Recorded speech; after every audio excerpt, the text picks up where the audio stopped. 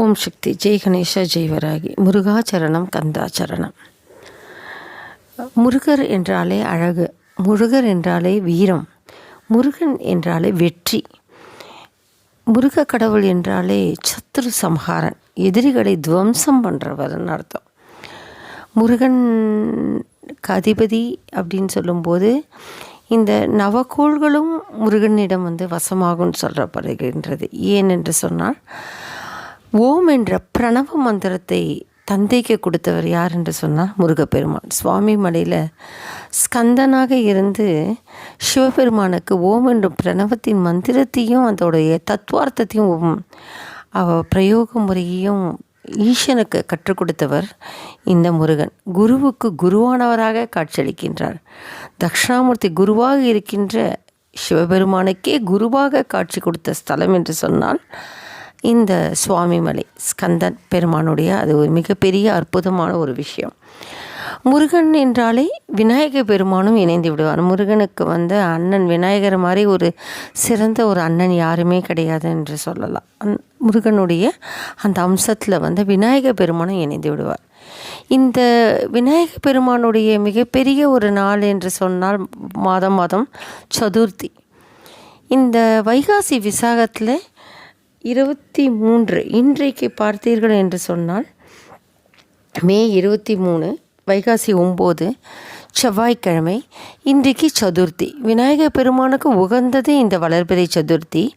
அதே போல் இந்த செவ்வாய்க்கிழமையாக இருப்பதன் காரணமாக முருகப்பெருமானுக்கு இந்த சதுர்த்தி உகந்தது. எவ்வாறு என்று சொன்னால், இன்றைக்கு அங்காரக சதுர்த்தி. நவக்கோள்களிலே அங்காரக பகவானுக்கு ஒரு அதிபதி யார் என்று சொன்னால் முருகப்பெருமான். என்னுடைய தந்தை அடிக்கடி குறிப்பிடுவது உண்டு. சென்னையில் உள்ள வடபழனி கோயில் அங்காரக பகவானுடைய மிகச்சிறந்த ஸ்தலமாக சொல்லப்படுகின்றது. மிருகசீரிஷம், சித்திரை, அவிட்டம் இந்த 3 நட்சத்திரமும் அங்காரக பகவானுடைய நட்சத்திரமாக சொல்லப்படுகின்றது. இந்த அங்காரக பகவானுக்கு அதிபதியாக சொல்லப்படுபவர் யார் என்று சொன்னால் முருகப்பெருமான். வடபழனி கோயிலில் பார்த்தீர்கள் என்றால் அங்காரக பகவானுக்கென்றே தனி சந்நிதி இருக்கின்றது. இன்றைக்கு அங்காரக சதுர்த்தி. வடபழனி முருகன் கோயிலில் அங்காரக பகவான் வழிபடுகின்ற அம்சம் என்னென்னா, முதல்ல விநாயக பெருமானை அருகம்புல் தாமரையால் கொடுத்து வழிபட்டுட்டு நேராக அங்காரக பகவானுக்கு சன்னிதானம் செல்லணும். வாசல்லே பார்த்திங்கன்னா அங்காரக பகவான் தட்டு என்று சொன்னாலே அர்ச்சனை தட்டு கொடுப்பாங்க சிகப்பு துணியோடு. அந்த சிகப்பு துணியோடு அங்காரக பகவானுக்கு அர்ச்சனை செய்யணும். அவர்கள் பெயர்கள் தான், யாருக்கு தேவையோ அவர்கள் பெயரை அர்ச்சனை செய்யணும். அந்த அர்ச்சனை தட்டு திரும்பி கொடுக்க மாட்டாங்க, வாங்கக்கூடாது. இதை முடிச்சு விட்டு துவஜஸ்தம்பத்தை திருப்பி பிரதட்சணம் பண்ணி முடிச்சுட்டு அதற்கப்புறம்தான் முருகப்பெருமானுக்கு நாம் அர்ச்சனை செய்யணும். பெரும்பாலும் அங்காரக பகவானுக்கு வழிபடும் செய்கின்ற காலகட்டத்திலே, முருகப்பெருமானுக்கும் செவ்வாய்க்கிழமை வழிபடுகின்ற காலகட்டத்திலே, செவ்வாய்க்கிழமை என்றாலே அங்காரகன் தான். அங்காரகன் என்றால் செவ்வாய். சிகப்பு மலர்களால் வழிபடுது ரொம்ப விசேஷம். சிகப்பு ரோஜா மலர்கள், சிகப்பில் அரளிப்பூக்கள், செம்பருத்தி பூ போன்றவற்றால் அர்ச்சிப்பது ரொம்ப மிக சிறந்த விசேஷமாக சொல்லப்படுகின்றது. இந்த அங்காரக வழிபாடு எதற்காக என்று சொன்னால், அதுவும் குறிப்பாக முருகன் சன்னிதானத்தில் அங்காரக வழிபாடு என்று சொன்னால், சகோதர வகையில் ஏதாவது பிரச்சனை இருந்தாலும், சகோதர வழியில் தோஷங்கள் இருந்தாலும், அதே போல் மிருகசீரிஷம், சித்திரை, அவிட்டம் போன்ற நட்சத்திரக்காரர்களுக்கும் ஏதாவது தோஷம் இருந்தாலும், செவ்வாய் தோஷம் இருந்தாலும் இந்த அங்காரக பகவான் வழிபாடுவது ரொம்ப சிறப்பாக சொல்லப்படுகின்றது. அதுவும் குறிப்பாக இந்த அங்காரகத்துக்குன்னு உள்ள பகவானுக்கு உள்ள சிறப்பு ஸ்தலம் வடபழனி முருகன் போன்ற கோயில்லையும் வழிபடுவது ரொம்ப சிறப்பு. இந்த அங்காரக பகவானை வழிபடுகின்ற காலத்திலே செவ்வாய்க்கிழமை அவருக்கு உரிய நாள். அது மிக விசேஷம். சிகப்பு பூக்களால் அர்ச்சிப்பது மிக விசேஷம்.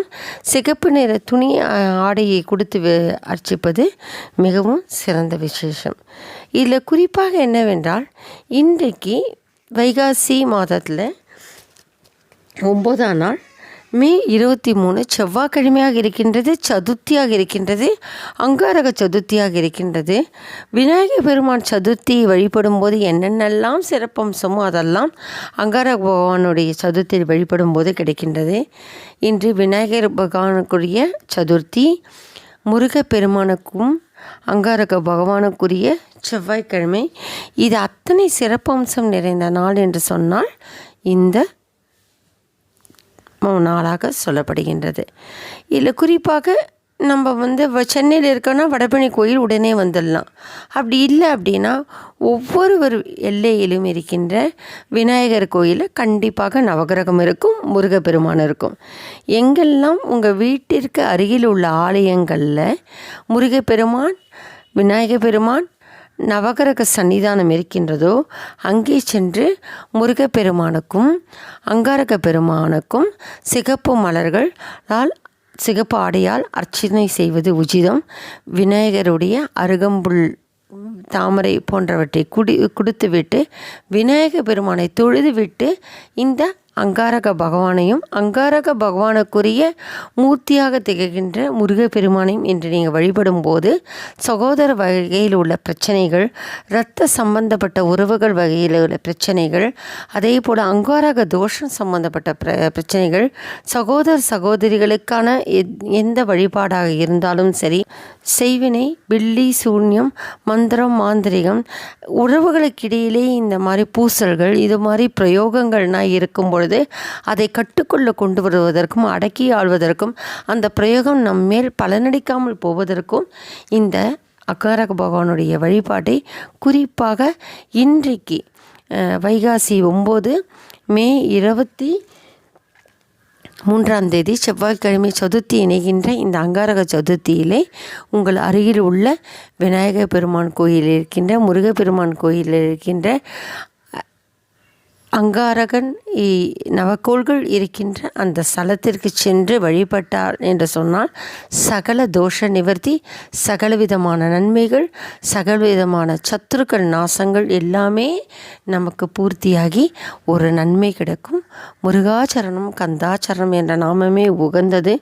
ஓம் முருகா என்ற ஒரு மந்திரம், ஓம் சரவணபவ என்ற ஒரு மந்திரம், அதே போல் சஷ்டி கவசம், சண்முக கவசம் போன்ற மந்திரங்களை எல்லாம், அந்த வழிபாட்டு பூஜை பாடல்களை எல்லாம் நம்ம இன்றைக்கு நம்ம உச்சரிப்பது ரொம்ப விசேஷமாக சொல்லப்படுகின்றது.